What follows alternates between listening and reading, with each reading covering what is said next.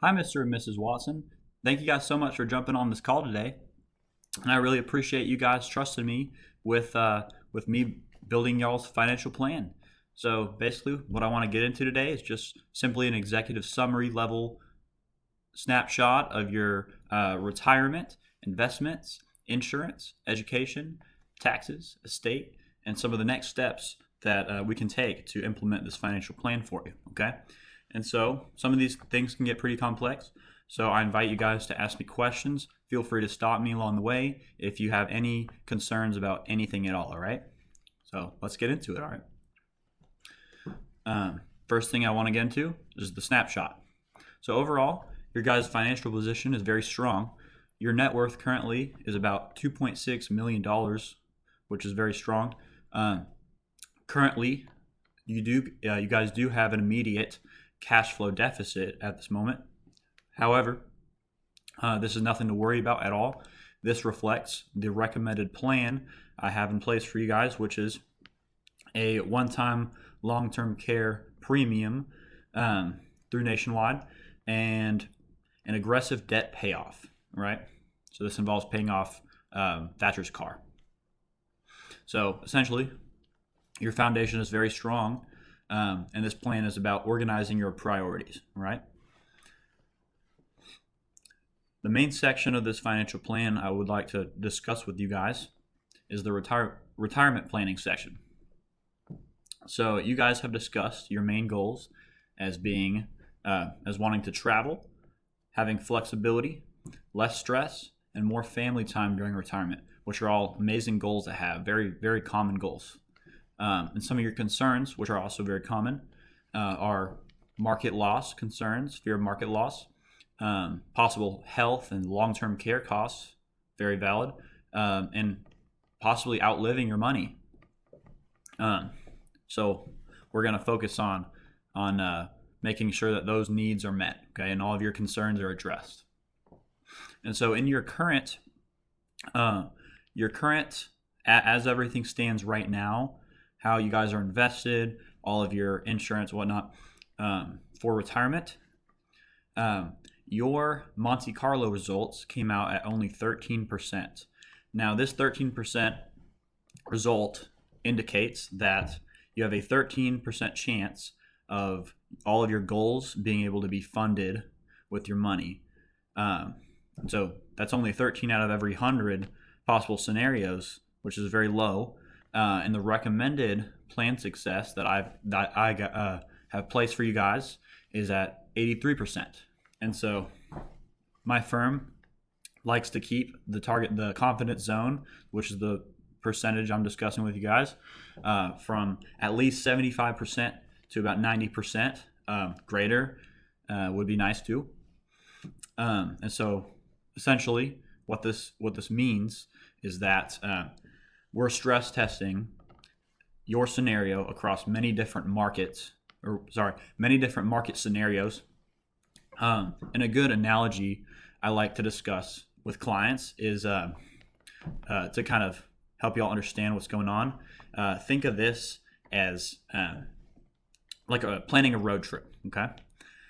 One of the biggest parts of planning a road trip is you're dependent on the weather a lot of the time. It could be very rainy, windy, just terrible weather, big storms. And so you don't really want to plan your trip during those times.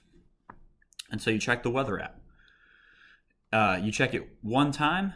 If you only check it one time before a trip, are you very confident that your trip's going to be smooth sailing and you're not going to have to worry about weather? Not really, because we all know how often the weather changes and is wrong. But if you were to check that weather app 100 times throughout the week, or if you were to check various different apps and different forecasts, and they all say kind of the same thing, that your weather isn't going to be very harsh over the upcoming days, then you can plan that trip to have soon, and you'll be very confident that you won't run into any weather issues.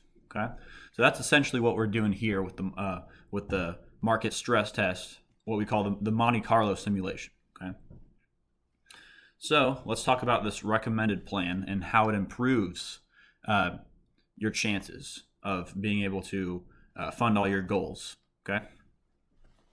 First, we're going. I know you guys expressed you guys wanted to retire at 65, which is totally fine. But by retiring at 67, you guys will have a better chance at being able to fund all of the most of those goals while maintaining a strong confidence level that you'll be able to. The second thing is to increase total savings to just over $66,000 per year, right? This is also going to contribute to that confidence level. The third thing is to set retirement spending to $162,000 per year.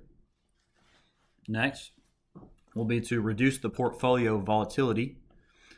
And then after that will be to make sure we delay Social Security to 67, even though it can be tempting to take it earlier. If we do that, Francis and Bill, both of you will be at about, will be just under $49,000 per year for projected Social Security. And so with that, I've come up with a few options for you guys. So option A is the recommended scenario that I have outlined for you guys, which will be for you to retire at 67. Option B will be to retire at 65, which if you guys want to raise your confidence level from 13%, will require more savings or less spending, okay? You guys are going to have to make significant sacrifices early in order to make this work.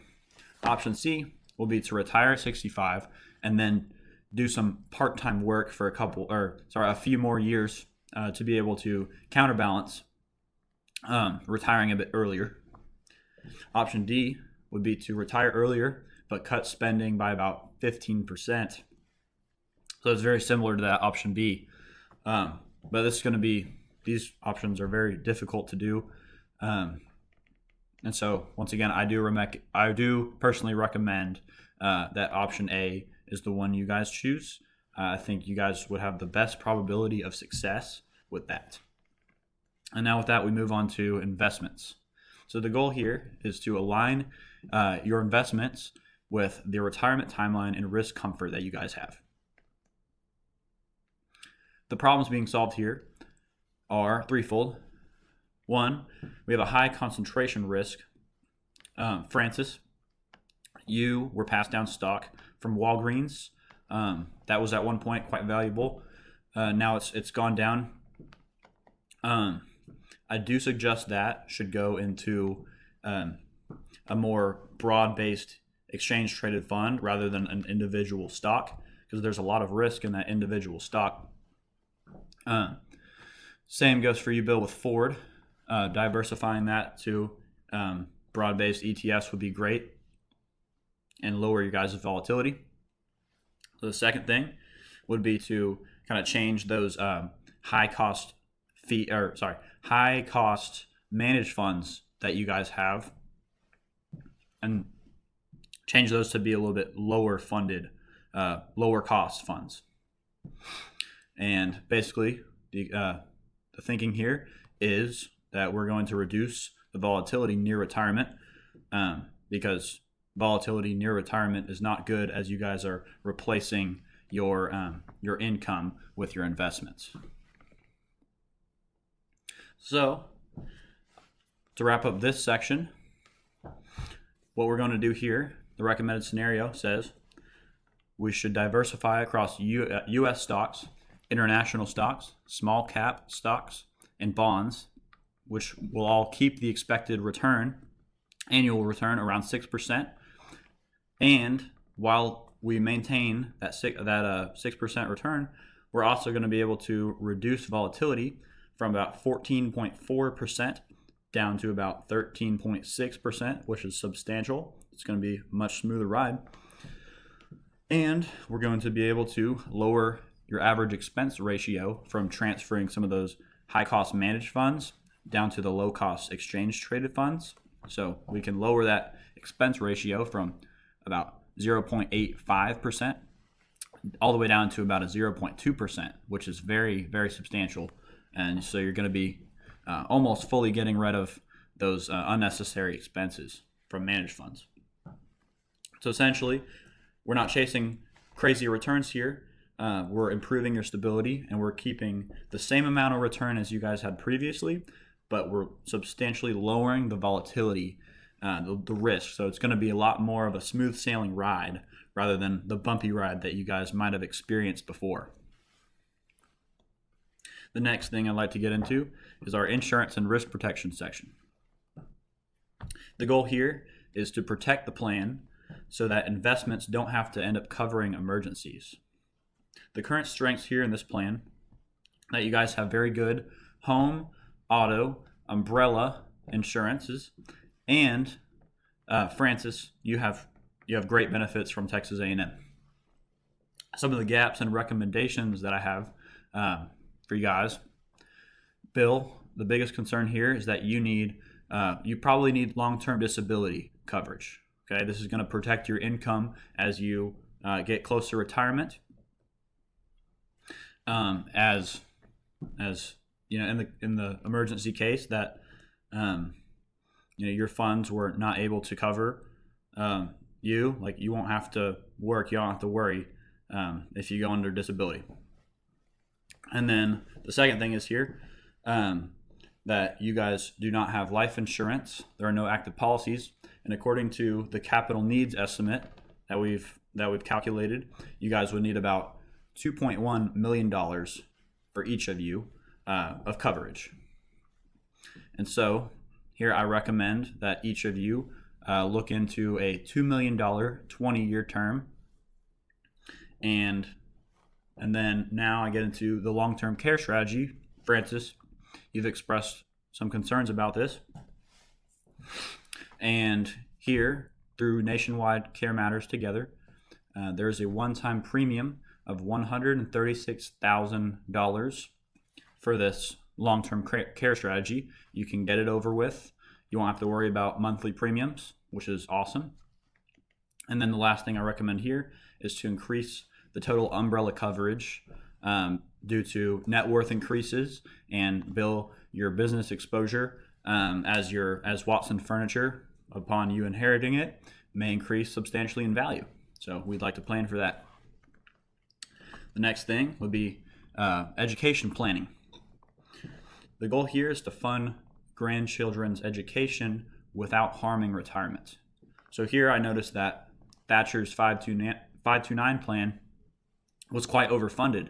And so actually we can reallocate those funds and put them in 529 plans for the grandchildren. And why do we do this? As you guys may know, this will be all be tax-free. Be tax-free growth for all qualified education and flexible beneficiaries. So that includes these grandchildren. And so essentially here, what we're doing is we're going to keep education supported for everybody while we keep retirement secure. The next thing I get into now, everyone's favorite topic, taxes. So you guys have a quite high income, which means you guys have been phased out of most credits and deductions, but that's okay because we still can use strategy to be very efficient on taxes, okay? So here, I'd like to manage the capital gains while we reallocate the concentrated stock in Walgreens and Ford. And if you guys decide to end up using charitable giving, you guys can actually send over appreciated securities so you don't have to pay taxes on those upon selling them. And then the next thing would be to consider Roth conversions in lower income years later on. Whenever you guys aren't working, your guys' income is lower, you'll be in that lower tax bracket. And so essentially here, we're not chasing small tax deductions here and there. We're reducing the overall lifetime tax drag that tax can have on y'all. And the next thing will be estate planning. The current problem that I see here is that your guys' estate documents are from 1997 and they're very outdated. And so I suggest that you guys meet with an attorney to update your wills to reflect your current situation. Not everybody that should be on the will is currently there. So definitely look into that with the attorney. And then update update medical directives, update your durable power of attorney, consider revocable living trust to reduce probate friction, update beneficiaries on retirement and investment accounts. And the goal here is we're going to establish clarity, control, and an easier process for your family to work on your estate needs. Okay, and so that covers everything here. And so I want to end up by giving y'all an action plan, some of the next steps we can take to get this going. All right. So the first thing I want to inform y'all about is deciding the retirement timing. This is going to be the biggest factor in that confidence level that we discussed about earlier. So I recommend looking into the benefits of retiring at 67 instead of 65. I would deeply consider that. The second thing would be to implement the investment changes, which is to diversify those funds, reduce some of the fees from the higher cost managed funds, and put them in the lower cost ETFs, exchange traded funds, that is, and then reduce the concentration risk that you guys have in the Walgreens and Ford stocks. The third thing would be to apply for insurance coverage. Bill, that for that, you would have to get disability insurance, and then each of you would have to get 20. Remember that the 20-year, $2 million life policies, and then Francis, that $136,000 one-time fee for long-term care would be the next option, as you've expressed lots of concern about the long-term care possibilities in your retirement. So the fourth would be to establish an estate attorney, go meet with him, and update these documents and evaluate the potential trust. And then the fifth thing I would say is, let's set up an annual review process where we talk about your goals and we see everything that's going on, because life is a rocky road many times and things change, people change, and we want to make sure that your spending is in line with your goals at all times, okay? That's the most important part of this planning process, is we just want to make sure that you're not spending money on things that you don't want to spend money on anymore. So that's that. That's all I got. But I'd like to close with just asking you guys a few questions. First off, how does the plan feel to you guys overall? Feels pretty good? Okay. That's great to hear. What do you guys feel is most urgent for y'all with implementing this plan? What do you guys need to do first, in your opinion? Francis, you want to establish that long-term care policy? All right, we'll get on that as fast as possible, okay? And does anything in here feel unrealistic or might need a little tweaking?